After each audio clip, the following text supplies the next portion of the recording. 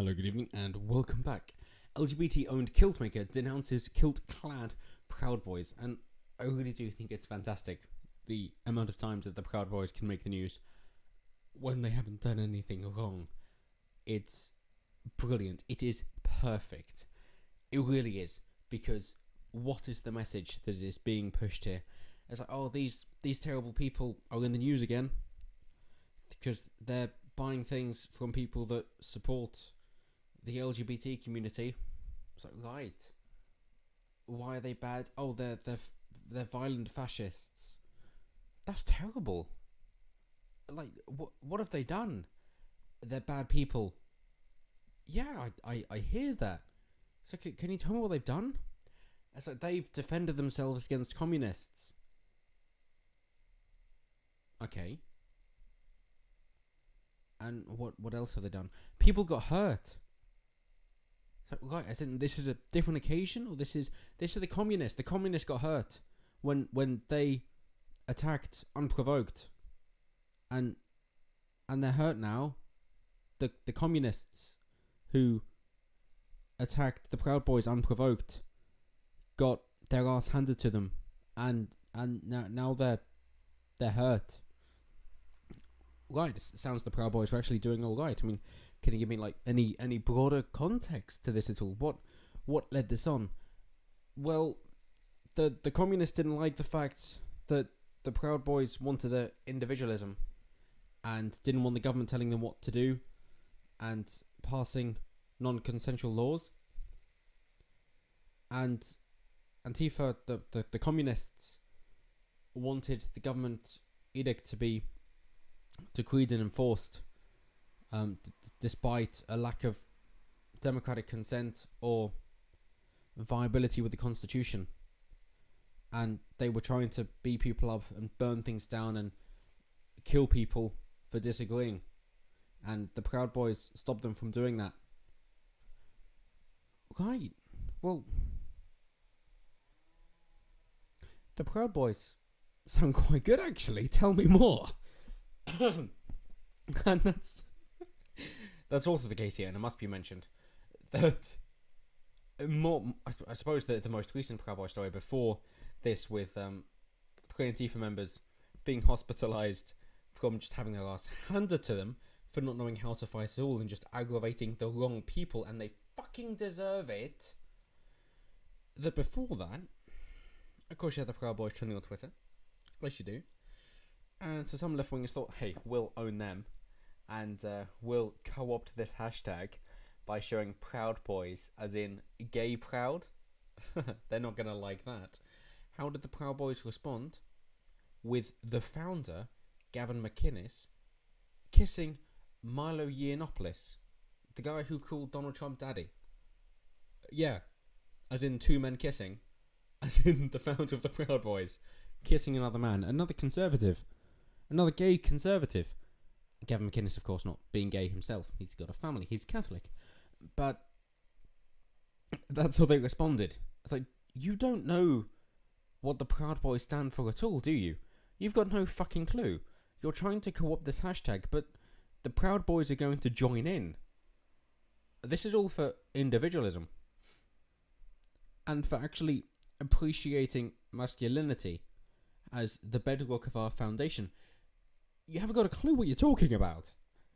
And so, when the Proud Boys do such inane things, it really is so similar to Elon Musk's advertising for Tesla, which you might know is non-existent.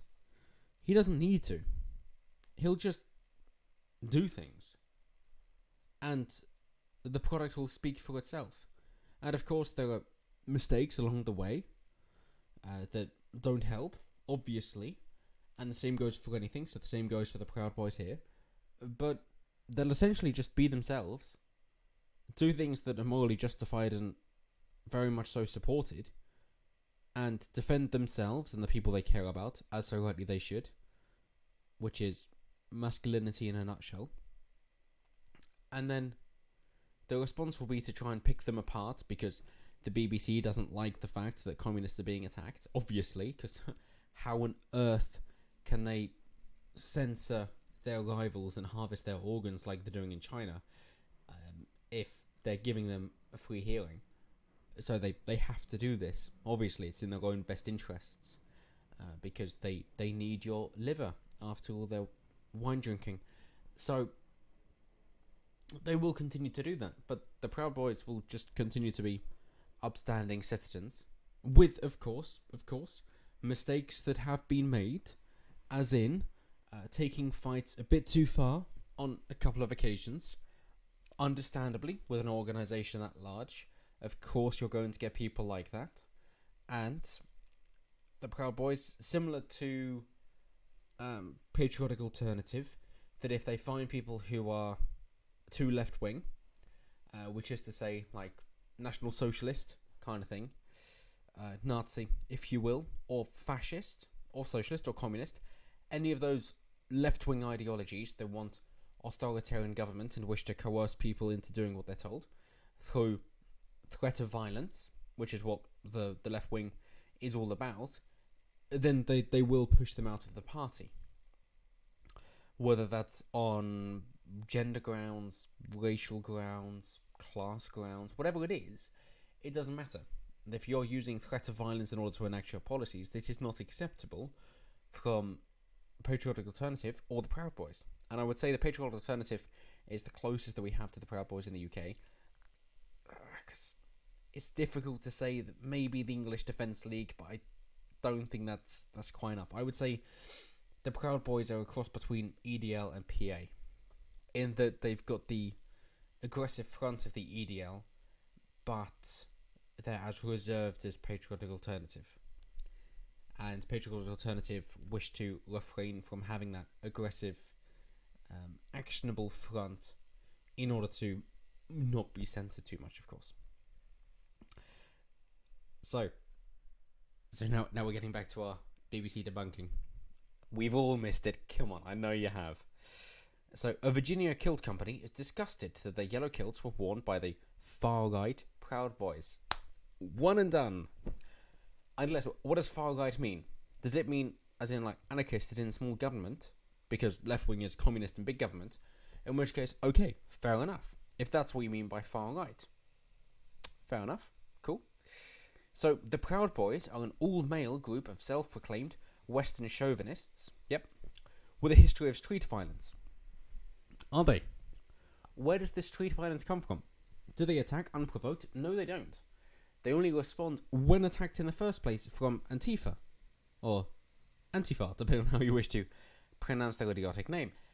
And who are Antifa? Well, according to the BBC, Antifa is a group of mostly far-left activists who have repeatedly clashed with the Proud Boys. And the BBC pretend they're impartial. Yeah, so the Proud Boys have a history of street violence, whereas Antifa have repeatedly clashed with the Proud Boys, because they're clearly the good people. They're the unprovoked victims. Fuck off, BBC. This is the kind of defund the BBC stuff that really needs to be hammered home. A group of mostly far-left activists.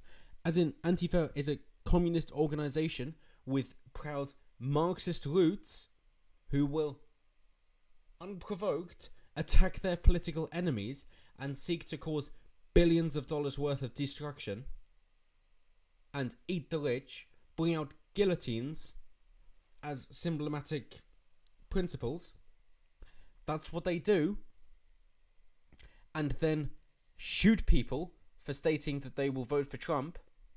That's who Antifa are. Oh, but, you know, they're just mostly far left. They've repeatedly clashed with the Proud Boys. Oh, what are they like? Yeah, fuck you, BBC. Really, really, fuck you. The BBC has such a rich, wonderful history within the United Kingdom for being that impartial news teller throughout the Second World War, of course, and back beyond. And yet they wish to piss it all away because they like communism so much. And that's it.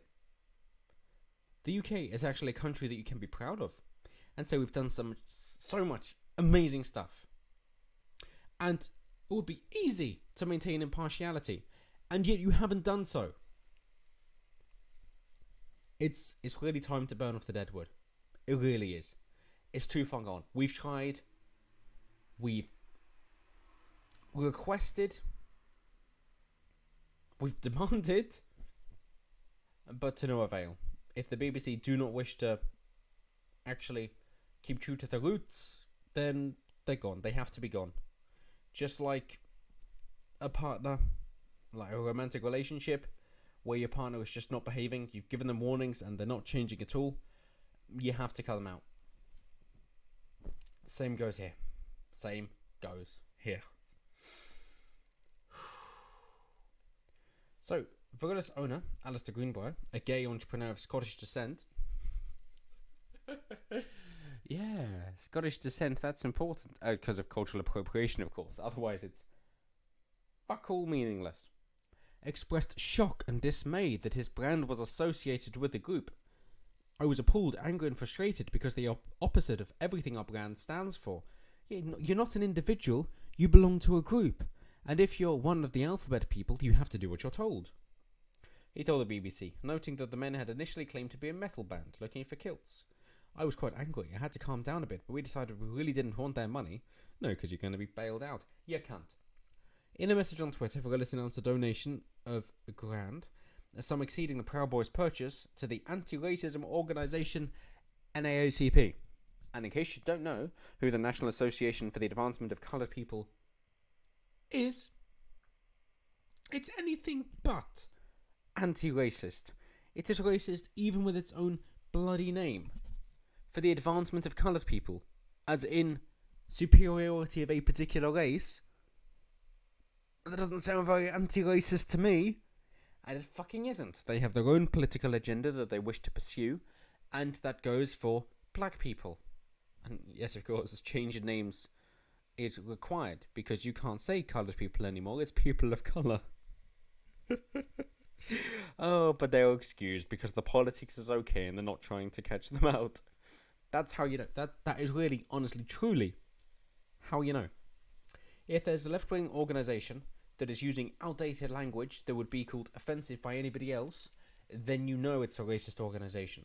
So they're saying coloured people, which nobody else is allowed to say, which means they've got to be racist. Asking for quotas and racial superiority, which they are. It's a very good litmus test, actually. It really, really is. So, of course, you know, they got to call them fascist and use scare quotes in order to, you know, at the BBC say, oh, well, we don't think so. They're not fascist. We're just saying what this person says, that we've particularly singled out and picked that particular word from their quote in order to instill the idea into your head. But it's not our opinion. Oh, definitely not. And at this point, I really don't think it's fooling anybody. But it is worth pointing out, as I said at the top, that the Proud Boys getting this kind of publicity is good. Because, of course, there are going to be some idiots that just believe everything that they read, and they do not challenge it, they do not go to original sources, they do not look into the values of the groups that are mentioned. But there will be other people that, you know, see these things and go, like, it's one of those things where with the more that somebody says, the higher the chance that they're going to paint themselves into a trap. So, for example, if somebody knows a little bit about Antifa and thinks, yeah, but they are violent communists, I don't agree with them. And then they see this article and go, Proud Boys, oh, they're not very good. And then they see, like, oh, Proud Boys, it's like, oh, street violence, wow, what's that from? And then they'll read on and go, oh, and Antifa that mainly clash with Proud Boys. It's like, hang on, I know that Antifa are unprovoked violent, and their main opposition was the Proud Boys, and the Proud Boys here, they say street violence, which is Antifa. Then it seems like there's not actually a problem here. Just who are the Proud Boys? And then they'll look into it and go, oh, wow, I support them as well. So there's always hope. And then, of course, when they go in to mention the NAACP, pretending that they're anti-racist. Oh, and of course, sorry, I almost forgot that they also went into what's the word for it now? I'll find it in a minute. But when they're mentioning that they put it into the NAACP, to go, well, yeah, but they're not anti-racist, so maybe we should actually look into a bit more. Act Blue, that's the other one. Yeah, there we go. Act Blue Civics Tips from their tweet there. Act Blue is supposed to be another anti-racist organization, but is one whereby they say, yes, thank you, we will receive the donations and we will hand them out. If we can't hand them out in a few weeks, we'll just deal with them in our own way.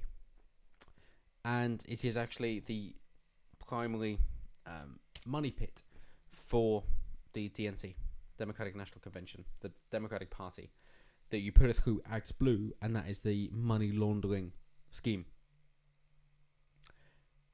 Curious. Very curious. Will the Proud Boys give a shit that the money's being spent this way? They'd probably be, oh, come on guys, you're better than this. But go, okay, fair enough. That's what you want to do with your money. We can't force you to do anything else. That's your decision. I guess we won't come to you again. Fair enough. And that's it. That is apparently how the group with a history of street violence deals with a disagreement. They decide to take their business elsewhere. Oh, so radical and violent. But yeah, as always, let me know what you guys think down below with the Proud Boys. And, Gavin, he's come a long way, hasn't he? But let me know if you think that this will help to show the normies what the Proud Boys are about, or if you think that, no, it's a bit too far gone. Either way, always intrigued you, I have to say.